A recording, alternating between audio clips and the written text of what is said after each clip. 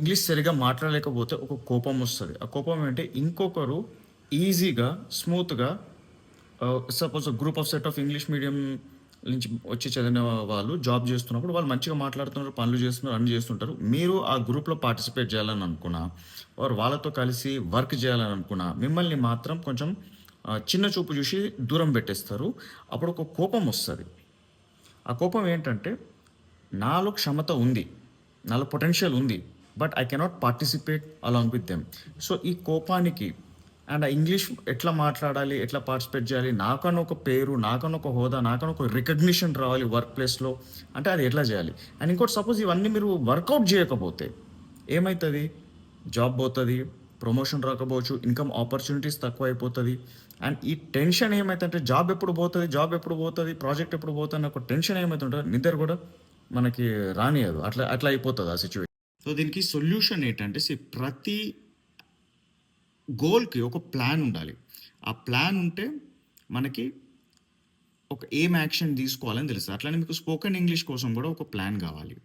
And ఆ ప్లాన్‌ని మీరు ఫాలో చేస్తే దీన్నే ఫాలో త్రూ అంటాం. అంటే పక్కాగా ఒక ప్లాన్ ఉన్నది. దాన్ని పక్కాగా మనం ఫాలో చేస్తే ఏమైతది రిజల్ట్స్ వస్తాయి. ఎట్లాంటి రిజల్ట్స్ వస్తాయంటే రియల్ ఇంగ్లీష్ స్పీకింగ్ రిజల్ట్స్ వస్తాయి. So, I show you the plan. This is the speaking lab plan. So, speaking lab ప్లాన్‌లో ఏముంది? మంత్ 1 గ్రామర్ బేసిక్స్ నుంచి గ్రామర్ ఎక్స్‌పర్ట్ వరకు ఎట్లా తయారు చేయాలనేది కవర్ చేస్తాము.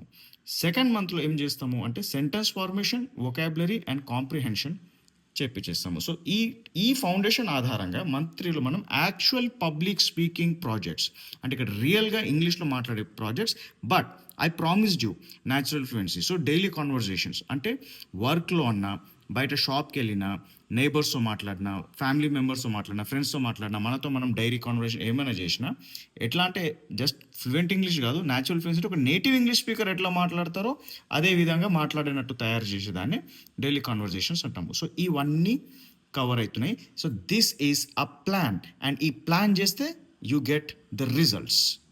నిజంగా సిన్సియరిటీ అండ్ కమిట్మెంట్ ఉంటే మనం ఎలా ఆలోచించాలంటే ఏ ప్లాన్ ఫాలో చేస్తే నాకు నిజమైన ఇంగ్లీష్ స్పీకింగ్ రిజల్ట్స్ వస్తాయి. అలాంటి ఫలితాలు సంపాదించుకున్నాక నా లోపట ఉన్న ఆ భయాన్ని నేను చంపేయగలుగుతాను. నేను కూడా పార్టిసిపేట్ చేయగలుగుతాను. నేను కూడా నా ప్రతిభని ప్రదర్శించగలుగుతాను. నాకు రికగ్నిషన్ వస్తది. నాకు రివార్డ్స్ వస్తాయి. అలా నేను కూడా కెరియర్‌లో ఎదుగుతాను, జాబ్‌లో ఎదుగుతాను అన్న మైండ్ సెట్ వస్తది. సో, స్కిల్సే లేకుండా ఆ మైండ్ సెట్ రాదు. సో, మీలో నిజంగా సిన్సియారిటీ ఉంటే నా ప్లాన్ ఫాలో చేసి class work and homework 3 months చేస్తా అన్న సిన్సియారిటీ మీలో ఉంటే then ping me on WhatsApp to take admission in speaking lab. Admissions July batch already జరుగుతున్నాయి. నాకు వాట్సాప్‌లో మెసేజ్ చేయండి.